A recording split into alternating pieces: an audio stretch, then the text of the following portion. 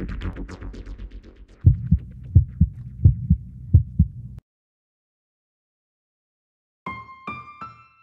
வீடியோல நம்ம பார்க்க போறது தேசிய கொடி. அதாவது சுதந்திர இந்தியாவின் அடையாளமாகவும் சுதந்திர போராட்ட வீரர்களின் உயிர் மூச்சாகவும் கருதப்படும் இந்திய தேசிய கொடி பற்றிய தகவல்களை நாம் இந்த பதிவில் தெரிந்து கொள்ளலாம். தேசிய கொடி. ஒவ்வொரு நாட்டிற்கும் ஒவ்வொரு அடையாளங்கள் உண்டு. நம்மளுடைய அதாவது நம் நாட்டின் அடையாளமான தேசிய கொடியை பற்றி இந்த பதிவுல பார்க்க போறோம் அப்படின்னு சொன்னேன். நீங்க தேசிய கொடி பார்த்திருக்கீங்களா? கண்டிப்பா உங்க எல்லாருக்கும் தேசிய கொடி எப்படி இருக்கும்னு தெரியும். அதுல 3 வண்ணங்கள் இருக்கும் அப்படின்னு தெரியும். அது என்னென்ன வண்ணங்கள்? காவி நிறம், வெண்மை நிறம், பச்சை நிறம் என 3 வண்ணங்கள் நம்மளுடைய தேசிய கொடியில் உள்ளது. ஆதலால் இந்த தேசிய கொடி மூவர்ண கொடி என அழைக்கப்படுகிறது. சரியா?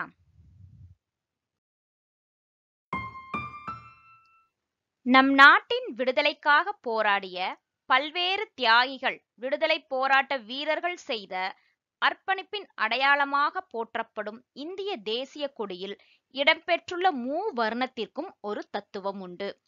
நம்மளுடைய தேசிய கொடியில் முதலாவதாக உள்ள வண்ணம் காவி நிறம். இந்த காவி நிறம் தைரியம் மற்றும் தியாகத்தை உணர்த்துகிறது. வெண்மை நிறம் உண்மை, தூய்மை மற்றும் அமைதியை உணர்த்துகிறது. பச்சை நிறம் செழுமையையும் வளத்தையும் உணர்த்துகிறது.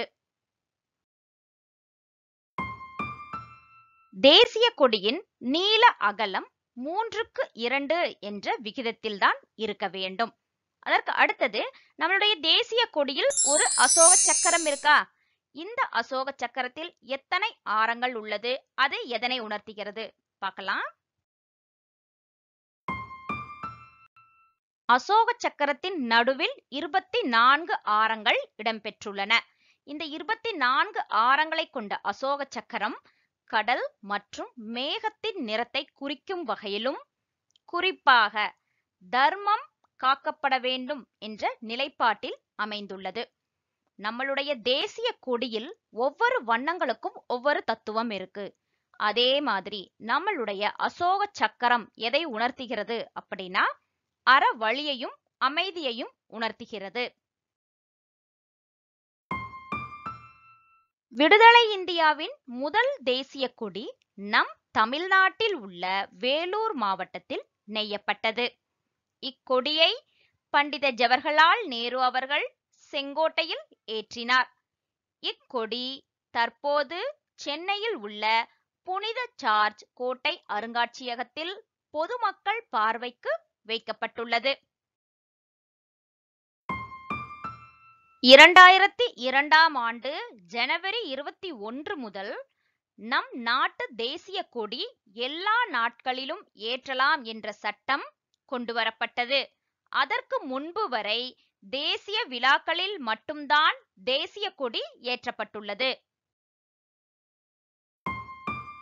நம் நாட்டின் இந்தியாவின் தேசிய கொடி இந்தியாவின் எளிமையை வெளிப்படுத்தும் வகையில் தேசிய கொடி கதர் நூலினால் மட்டுமே நெய்யப்பட வேண்டும் என்பது தேசிய கொடி சட்டத்தில் கூறப்பட்டுள்ளது. அது மட்டும் இல்ல, நம்ம தேசிய கொடிக்கு உரிய மரியாதை செலுத்த வேண்டும். தேசிய கொடி அவமதிக்கப்பட்டால் 3 ஆண்டுகள் சிறை தண்டனை, அபராதம் அல்லது இரண்டும் சேர்ந்து வழங்கப்படும். இவ்வளவு சிறப்புகள் கொண்ட நம்மளுடைய தேசிய கொடிக்கு நாம் உரிய மரியாதை கொடுக்க வேண்டும்.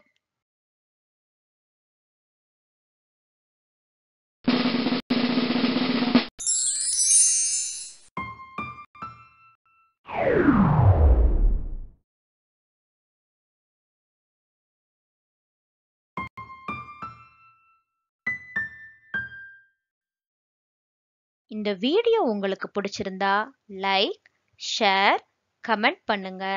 கண்டிப்பா சப்ஸ்கிரைப் பண்ணுங்க. பெல் பட்டனை கிளிக் பண்ணுங்க. மீண்டும் சந்திப்போம். இது அரண் தமிழ்.